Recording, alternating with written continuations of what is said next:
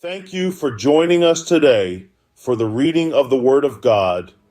We strive to always present the Word of God as it is presented in the NIV Bible.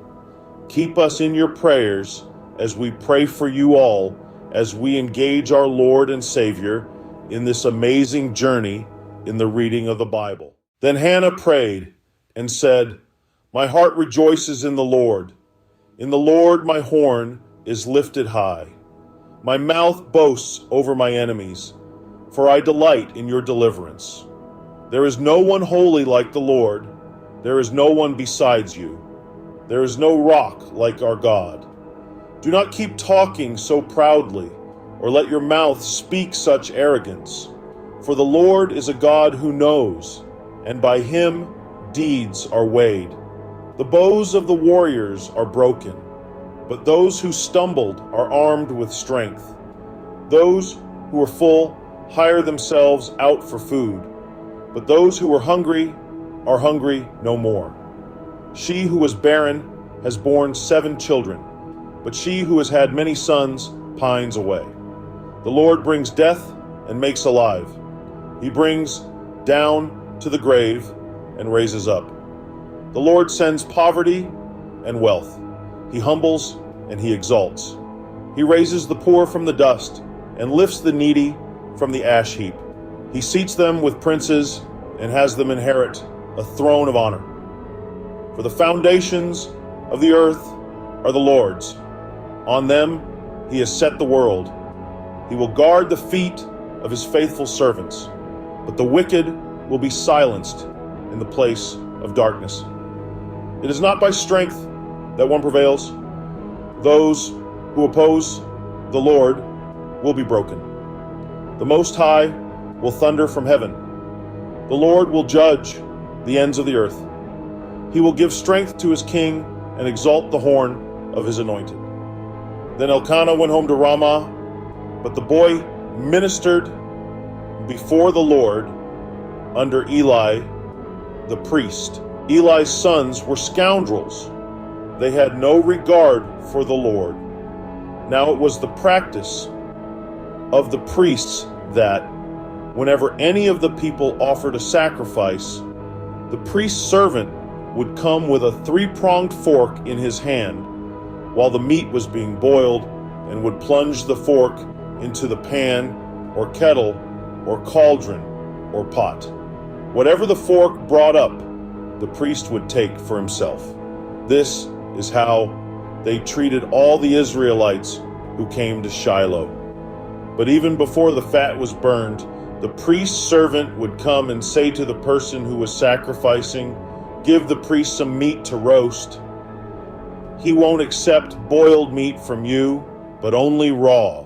If the person said to him, "Let the fat be burned first, and then take whatever you want," the servant would answer, "No, hand it over now. If you don't, I'll take it by force."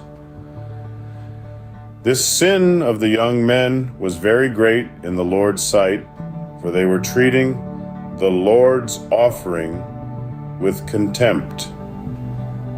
But Samuel was ministering before the Lord, a boy wearing a linen ephod. Each year, his mother made him a little robe and took it to him when she went up with her husband to offer the annual sacrifice.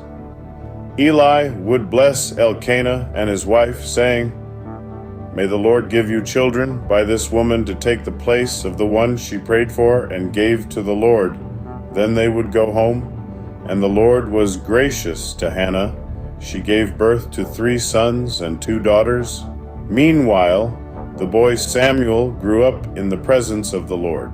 Now Eli, who was very old, heard about everything his sons were doing to all Israel, and how they slept with the women who served at the entrance to the tent of meeting. So he said to them, "Why do you do such things? I hear from all the people about these wicked deeds of yours. No, my sons.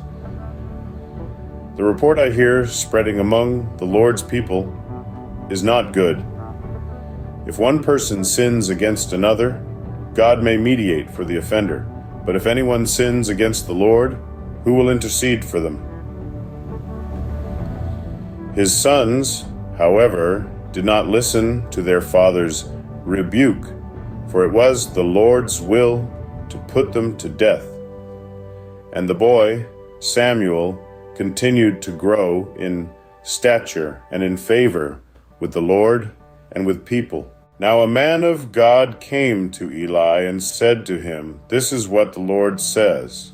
Did I not clearly reveal myself to your ancestors' family when they were in Egypt under Pharaoh? I chose your ancestor out of all the tribes of Israel to be my priest, to go up to my altar, to burn incense, and to wear an ephod in my presence. I also gave your ancestors' family all the food offerings presented by the Israelites. Why do you scorn my sacrifice, an offering that I prescribed for my dwelling? Why do you honor your sons more than me by fattening yourselves on the choice parts of every offering made by my people Israel? Therefore, the Lord, the God of Israel, declares, I promised that members of your family would minister before me forever. But now the Lord declares, far be it from me.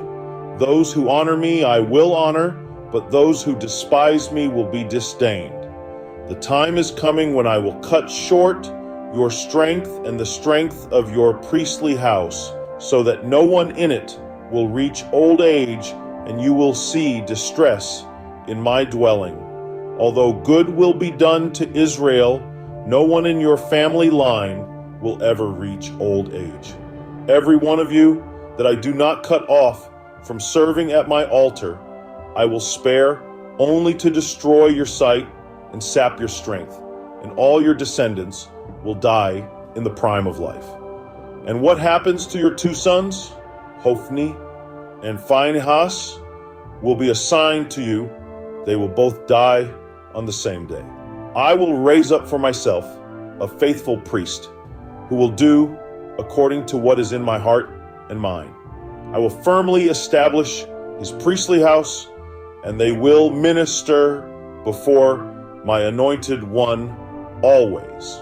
Then everyone left in your family line will come and bow down before him for a piece of silver and a loaf of bread, and plead, appoint me to some priestly office so I can have food to eat.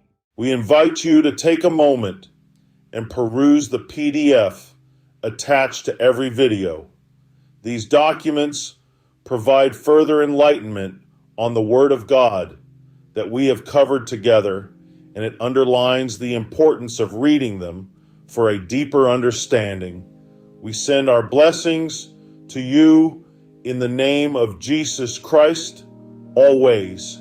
Your presence in the next reading of God's Word would be highly appreciated. Be there. We await your involvement with excitement.